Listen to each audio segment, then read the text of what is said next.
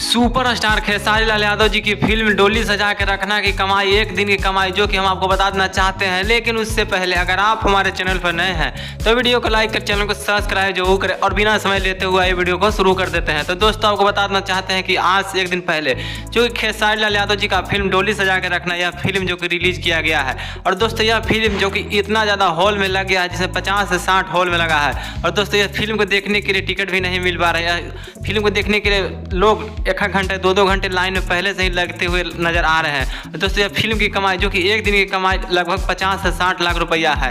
और दोस्तों यह कमाई को सुनकर पूरा भोजपुरी इंडस्ट्री हिल गया है कि एक दिन की कमाई जो कि 50 से 60 लाख रुपया है, अगर 7-8 दिन चल गया तो इस फिल्म की कमाई जो करोड़ों पार हो जाएगी। लेकिन दोस्तों आप क्या कहना चाहेंगे खेसारी लाल यादव की फिल्म डोली सजा के रखना? अगर आप लोग नहीं देखे होंगे तो इस फिल्म को जरूर जाकर देखिएगा और आप अपनी राय कमेंट बॉक्स में जरूर बताइएगा। लेकिन एक दिन की कमाई जो कि 50 से 60 लाख रुपया हो गया है इस फिल्म में, जो कि खेसारी लाल यादव जी के साथ अमरपाली दुबे जी साथ दे रही है। और दोस्तों इन दोनों का जोड़ी जो काफ़ी ज़्यादा मस्त लगते हुए नजर आ रहा है।